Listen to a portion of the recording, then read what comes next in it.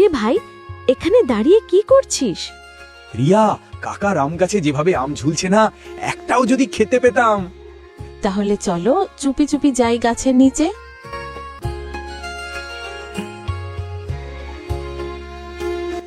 তুমি ওঠো ভাই, আমি ব্যাগ ধরছি।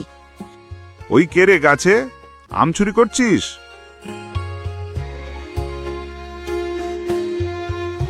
কাকা, আমরা তো শুধু গুনতেছি কতটা আম আছে। গুনতেছ তাই না? তাহলে এখন ওই আম গুনে ফেরত দে।